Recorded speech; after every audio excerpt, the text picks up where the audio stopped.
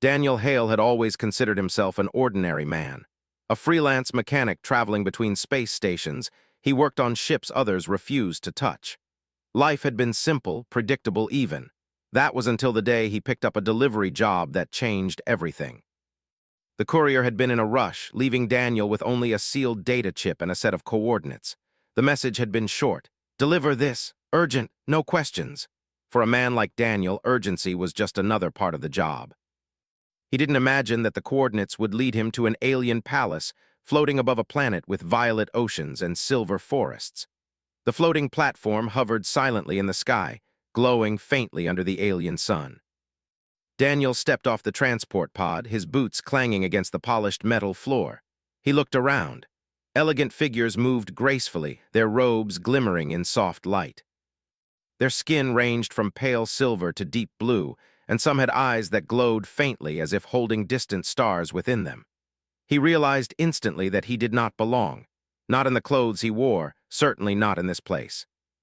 He tugged nervously at the worn jacket he had thrown over his work shirt, hoping it would be enough camouflage. "Honored guest," a deep voice said behind him. Daniel spun around to see two tall figures in ceremonial armor bowing.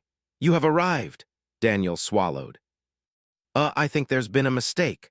The guards merely smiled and gestured forward. Daniel's stomach sank. They were serious. He had no idea what had brought him here, but judging by the way the crowd parted and the floating lights swirled in the air, he was about to find out. Inside the palace, the grandeur of the hall stole his breath. Towering ceilings stretched into the sky, their edges disappearing into soft, glowing light. Floating lights drifted like small stars, illuminating intricate carvings on the walls and floors. Flowers of impossible colors shifted as guests passed by, their petals changing hue from soft lavender to gold. Music filled the air, a mixture of soft chimes and deep resonating tones that vibrated pleasantly through Daniel's chest. At the far end of the hall stood a figure so striking Daniel's heart nearly skipped a beat. A crown of branching crystal adorned her head, and her skin shimmered with a soft gradient of blue and silver. Her eyes glowed faintly like galaxies, and she stood tall and composed. She was the alien princess, and Daniel realized immediately that he had no clue how he had ended up here. Before he could retreat, the crowd's attention shifted. A voice, amplified and clear, echoed through the hall. "The chosen partner has arrived." Daniel froze. Every eye turned to him, every glowing eye. He raised his hands slowly. "Okay, definitely a mistake." But no one moved aside. The crowd remained still, their expressions unreadable yet intense. The princess's gaze fixed on him, and in that moment Daniel could see not anger, not confusion, but a sharp spark of curiosity. An elder stepped forward, tall and robed, with symbols floating around him in the air. "The ancient selection ritual has chosen," he intoned solemnly. "The bond will proceed." Daniel's mouth went dry. "Bond? Wait, what bond?" "The marriage bond," the elder said simply, as if it were the most obvious thing in the universe. Daniel blinked. He had fixed broken engines, navigated dangerous asteroid fields, and even negotiated with pirates over unpaid debts. Nothing had prepared him for this. He was guided forward. He wanted to fight, to resist, but the ritual had already begun. Glowing rings of light formed around him and the princess, hovering in midair. Symbols and sigils scanned them, flowing across the air like liquid glass. Daniel felt an unexpected warmth spreading through him, an odd connection that tingled across his senses. Then flashes appeared, images, feelings, and memories that did not belong to him. He saw moments from her life, long hours of preparation, loneliness, political pressures he could barely imagine. Simultaneously, he realized she was sensing him as well. His fear, his stubborn hope, his unintentional humor. He could feel her surprise, her cautious curiosity. And when the ritual completed, the warmth turned into something deeper. A sense of unspoken connection, a bond that felt real and undeniable. The hall erupted in cheers. Daniel's legs shook. He had come here for a simple delivery. Now somehow he was married to an alien princess. After the ceremony, whispers and murmurs filled the air. Nobles shifted, some approving, some scandalized. Daniel leaned toward the nearest guard. "So, what now?" The princess stepped forward beside him. "Now," she said softly, "we survive the consequences." Daniel laughed nervously. He thought she was joking. She was not. Later that evening, she took him to a balcony overlooking the vast cityscape of her planet. Alien ships floated above the skyline like glowing fish. The palace grounds shimmered below, reflecting soft light on the water features that seemed to move of their own accord. "You are not afraid," she said. "I am," Daniel admitted. I don't run when people need help." Her eyes softened just slightly. "That is why the ritual has chosen you." Daniel's brain struggled to keep up. He had accidentally walked into a wedding, accidentally married royalty, and now, according to the traditions of her people, he was bound to her for life. The first night was surreal. Guests had left, and the palace quieted except for soft chimes that drifted in the wind. Lyra, her name, she had told him, led him to a chamber unlike any he had ever seen. Soft light filled the space, illuminating walls adorned with floating crystalline artwork that shifted with her emotions. "Rest," she said. "Tomorrow will bring challenges." Daniel nodded, unsure if he would ever truly rest again. He sat on the edge of a bed that seemed to float slightly above the floor and stared at the glowing ceiling. He tried to comprehend the events of the day, the strange rush of energy during the ritual, and the sense of connection that now tied him to someone so impossibly alien. When he looked at her again, he saw not a princess constrained by duty, but someone who had been waiting for a partner she could trust. And somehow, the mistake that brought him here had become the start of something he could not yet understand. He laughed quietly, shaking his head. "I'm going to need a lot of help with this." Lyra smiled faintly, a tiny curve of her lips, yet in it was a sense of hope, curiosity, and perhaps acceptance. "Then you shall have it," she said, and Daniel realized that despite the chaos and impossibility of it all, he was not entirely alone. For a man who had lived a simple, predictable life, Daniel Hale had entered a world beyond imagination. By mistake, yes. But fate, or whatever strange force guided the ritual, had placed him here. And as he watched the twin moons rise over the horizon of a planet bathed in violet light, he understood that tomorrow and the days after would be nothing like anything he had ever known. He had gone to an alien princess's wedding by mistake, and he had become her husband. The morning light filtered through crystalline panels, painting the palace chamber in soft hues of blue and silver. Daniel woke slowly, still grappling with the reality of the previous day. The memory of the wedding ceremony, the ritual, and Lyra's strange but calm composure replayed in his mind. He rubbed his eyes and sat up, taking in the alien architecture around him. The ceiling shimmered like liquid glass, and the walls seemed to pulse gently with light, almost as if the building itself were alive. Lyra was already awake, standing by the window, her profile framed by the twin moons hanging low in the violet sky. She did not turn as he spoke. "Morning, morning," Daniel said cautiously. "Do you ever get used to all this?" Her eyes remained fixed outside. "One does not get used to being heir to an empire or to the responsibilities that follow. One learns to endure and observe." She finally turned, her glowing eyes meeting his. "You are different. You do not seem afraid." Daniel shrugged. "Afraid of what? The palace, the ceremony, the fact I accidentally married you." Her lips twitched in what might have been a smile. "Of course you are afraid, you just do not run from it. That is why the bond has chosen you." Daniel's mind raced. Bond, ritual, choice. He had come here to fix a ship engine, not to become a symbol for an empire. Yet looking at her, seeing the calm confidence she radiated despite the pressures she faced, he understood. He had been chosen not because of his rank or his skill, but because he had a quality that her people respected: courage to face what others might flee. Breakfast was a quiet affair, though the palace staff made it clear that Daniel's presence demanded attention. Servants bowed, offering dishes he did not recognize. The food shimmered faintly and seemed alive, pulsating slightly as if infused with energy. Lyra picked at hers delicately, watching him closely. "Eat," she said softly. "You will need your strength. Today you will meet the council." Daniel froze. "Council, the governing body," she explained. "Nobles, advisors, and military leaders, they will evaluate you." His stomach tightened. "Evaluate me for what?" "To ensure you are fit to hold the bond." Daniel's hands flexed in his lap. He had spent his life solving mechanical problems, not navigating political intrigue. And yet he understood immediately. This was not a test of strength or intelligence alone. It was a test of character. When they entered the council chambers, the atmosphere shifted. Massive doors opened to reveal a semicircular room filled with towering figures. Some had 4 arms, some wings folded neatly against their backs, and all wore robes or armor adorned with sigils of their houses. They looked at him with unreadable expressions, and Daniel felt a wave of alien eyes boring into him from every angle. He tried to stand tall. "Good morning," he said. His voice sounded small in the cavernous room. One elder stepped forward, her silver hair floating slightly in the ambient energy of the room. "You are human," she said. "Unproven, untested. And yet you have been brought here as the bond of the princess." Her tone was sharp, demanding explanation. "Do you understand the magnitude of this choice?" Daniel swallowed. I think so. I didn't choose to be here, but I am here now and I will do my best." A murmur spread through the council. Some seemed amused, others skeptical. Lyra stood beside him, calm and composed, but her grip on his arm suggested tension. "The bond chooses not by intention, but by compatibility," the elder continued. "The ritual revealed that this human has qualities we find suitable, yet many of us doubt his worth." Daniel blinked. "Doubt my worth because I fix ships?" The council members stared at him in silence. Then one, a tall figure with violet skin and wings tucked neatly, spoke.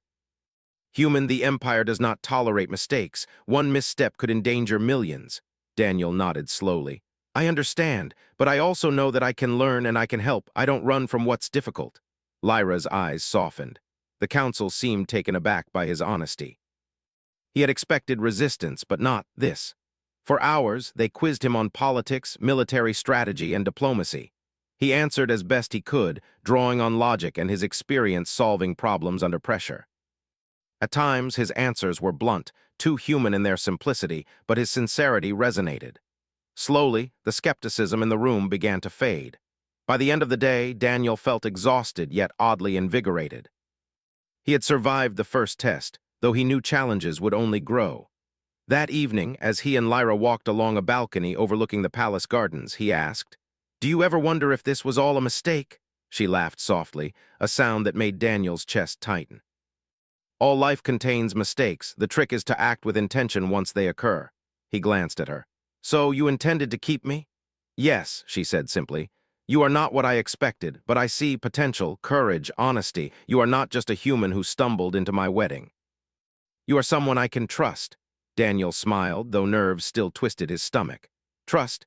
He had never been trusted like this, not in his simple, traveling life. And yet here he was, entrusted with an empire's most vulnerable heir. Over the next days, Daniel began to adapt to palace life. He learned protocols, some simple, some absurdly complex. He tripped over his own feet frequently, made mistakes that caused gasps or quiet whispers, yet slowly, the staff began to accept him. His genuine nature, willingness to help, and surprising insight into technology impressed even those who doubted him. Lyra watched him closely, noting each interaction. She began to see how his straightforward approach disrupted old patterns. Where nobles were cunning and manipulative, Daniel was transparent. Where guards feared punishment, he treated them as equals. And in doing so, he began to earn loyalty not through authority, but through respect. One evening, an urgent message arrived. A faction of nobles opposed to the Union had attempted to sabotage a transport fleet carrying diplomats to a neighboring system. Daniel acted immediately, using his engineering skills to repair and redirect the fleet, ensuring the diplomats arrived safely. For the first time, many began to see the human not as an accident or a mistake, but as someone essential to the Empire's safety. Lyra stood beside him as the news spread. "You are proving yourself far more than I expected," she said softly. "I'm just doing what I can," Daniel replied. "I didn't choose to be here, but now that I am, I have to help."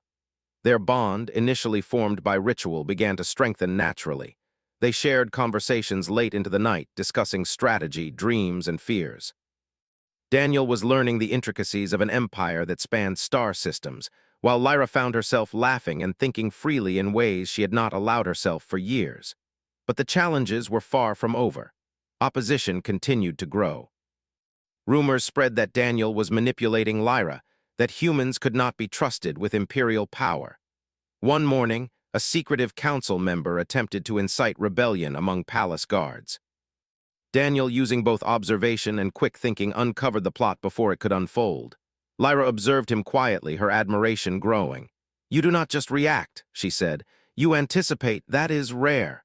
Daniel shrugged, brushing off the praise. "I just pay attention. And I care. That's what matters, right?" It was, she realized, care, honesty, courage, the qualities that mattered more than rank or bloodline, and slowly the perception of him within the palace began to shift. Days turned into weeks, and Daniel found himself no longer just surviving but participating actively. He helped strategize defenses, suggested improvements to the city's energy grids, and even mediated disputes between noble houses. Each time he succeeded, his confidence grew. And Lyra's trust in him deepened, unspoken but tangible. One night, as they walked through the palace gardens, Daniel asked quietly, "Do you ever regret the ritual choosing me?" Lyra looked up at the stars. "I do not choose regret," she said. "I choose what is right." "And right now, having you here feels right." Daniel's chest warmed. He had started as an accidental guest, a human thrust into a world far beyond his understanding. And now he was becoming someone integral to the Empire, someone trusted by those who once doubted him, and someone Lyra could rely upon. But he knew danger had not vanished. The nobles opposed to the Union were still out there, waiting, watching, planning. The next challenge would be greater than any ritual or council test. And when it came, he would have to act not just as a human or a mechanic, but as her protector, her partner, and an unlikely hero in a galaxy filled with intrigue, loyalty, and peril.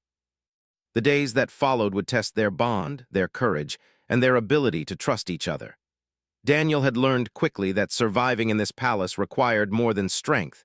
It required heart, intuition, and a willingness to embrace the impossible. And he was ready. The Empire's capital shimmered under the light of its twin moons as Daniel Hale stood beside Lyra on the palace balcony. The air was thick with tension, an unspoken warning that the opposition had not relented. Rumors had grown louder over the past weeks, nobles refusing to accept a human as the bond of the princess, conspiracies forming in dark corridors, fleets moving silently toward the planet with intentions unknown. Daniel's hands clenched around the railing. He had trained for many emergencies as a mechanic, but this was different. He had no manual to consult, no straightforward blueprint to follow. Every decision carried consequences for millions of lives, including his own. Yet standing beside Lyra, he felt a clarity he had never known. He would not flee, he would act, and he would protect her. Lyra joined him silently, her expression calm yet resolute. Her blue-silver eyes scanned the distant horizon where alien warships glimmered faintly, a testament to the noble factions that refused peace. "They have gathered their fleet," she said softly. "Their plan is clear. They intend to force submission or destroy anyone who resists." Daniel exhaled slowly. "Then we make a plan of our own." She turned to him. "You understand the risks?" "I do," he said. "But I also know that hiding will accomplish nothing. If we wait for them to strike first, the Empire may fall." Lyra nodded. Together, they entered the command chamber. The room was vast, filled with holographic displays of ships, star systems, and planetary defenses. Advisors and generals moved around efficiently, issuing orders and updating statuses. Daniel's presence drew skeptical glances, but he ignored them. He had a plan, and he trusted his instincts. "Their fleet is large but predictable," Daniel said, pointing to a holographic map. "If we disrupt their communication and coordination systems, we can prevent them from organizing effectively. We won't destroy ships unnecessarily. We'll create confusion, give ourselves an advantage, and protect civilians." A senior commander frowned. "Human, are you suggesting sabotage of their own fleet?" Daniel met his gaze steadily. "Yes, and it will work, trust me." Lyra placed a hand lightly on his arm. "I trust you." The council murmured, some with doubt, others with curiosity. The strategy was unorthodox, but Daniel's calm confidence began to sway the room. Preparations began immediately. Daniel worked alongside engineers, technicians, and palace operatives. They modified drones, coded interference algorithms, and set energy pulses designed to disable navigation systems. Hours stretched into a tense night as every detail was verified. Daniel's mind raced, not with fear, but with the sheer clarity of necessity. Every calculation, every step could decide the fate of the Empire. When the fleet approached the planet, Daniel was at the control station beside Lyra. The warships glinted under the twin moons, moving in silent formation. Daniel activated the first wave of energy pulses. Holographic displays showed them flicker, engines wobble, and navigation systems misfire. Chaos spread among the enemy vessels. Lyra's eyes widened. "It's working," Daniel nodded. Keep calm, the disruption is temporary. Once we exploit it, we can guide their retreat. He coordinated with loyal commanders to deploy defense squads, protect key cities, and evacuate civilians. The rebellion leaders were skilled, but the unexpected disruption turned their plans upside down. Ships collided, systems failed, and the coordinated assault crumbled. From the balcony, Daniel and Lyra watched the outcome. The capital remained unharmed, the rebels scattered, and civilians safe. Daniel's unconventional tactics had succeeded where tradition might have failed. As the dust settled, Daniel felt the weight of exhaustion, yet also a profound sense of accomplishment. He had entered this world by accident, but he had acted with intention, courage, and heart. And in doing so, he had earned the respect of the palace, the empire, and Lyra herself. The celebrations were subdued, respectful of the trials the empire had just survived. Citizens cheered, not only for the princess, but for the human who had walked into a wedding by mistake and become a protector. Daniel's presence was no longer questioned. It was valued. Lyra approached him during the quiet of the evening, the twin moons casting silver light over her face. "You risked everything," she said softly. "For me, for the empire, and yet you are still yourself." Daniel smiled tiredly. "I didn't plan any of this. I just did what I thought was right." "You are more than I expected," she said, "more than any of us expected." Her voice carried warmth, not royal formality, but genuine admiration. Daniel's heart thumped. "And you?" he asked. "Do you regret any of this?" Lyra shook her head. "I do not regret. The bond, it has proven true. Not because of ritual, not because of duty, but because of trust, courage, and choice. You are a human, yet you carry values that remind us what it means to lead with heart." The wind whispered around them, carrying the faint hum of the city below. Daniel took a deep breath, feeling for the first time that he belonged, not just in the palace or the empire, but in this unexpected life that had chosen him. Over the following weeks, Daniel adapted fully to his role. He was no longer just a mechanic. He was an advisor, a protector, and a partner. Nobles who had doubted him now sought his insight, soldiers respected his judgment, and citizens celebrated his courage. Yet Daniel remained humble, always crediting Lyra for her guidance and their shared victories.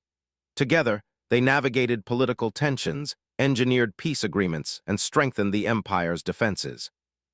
Daniel's human perspective brought fresh solutions to long-standing problems, while Lyra's wisdom and experience ensured stability. Their bond deepened with each passing day, growing from ritual into genuine partnership. One evening, as they stood on the palace balcony overlooking the glowing city, Daniel spoke quietly. "I never imagined life could be like this. One day I was fixing engines. The next, I'm standing here beside you, responsible for an entire empire." Lyra smiled, her hand brushing against his. "Life is unpredictable, and yet you embraced it. That is why the bond is strong. That is why we survive." Daniel nodded. "I suppose sometimes mistakes turn out to be the best opportunities." Her eyes sparkled. "Not mistakes, Daniel. Choices made in courage, honesty, and heart." He chuckled softly. "I can live with that." From that night on, Daniel and Lyra worked as equals, leaders whose partnership transcended species, tradition, and expectation. They faced challenges together, celebrated victories together, and found quiet moments of laughter and understanding in a world that had once seemed impossible. The accidental wedding, the unforeseen marriage, had become a story of courage, resilience, and the power of trust. Daniel Hale had arrived by mistake, yet he had stayed by choice. And in doing so, he became not only the human who walked into a princess's life, but the partner, protector, and hero an empire had never anticipated, but desperately needed. And as the twin moons shone over the palace, the story of the human and the alien princess spread across the stars, inspiring generations to come.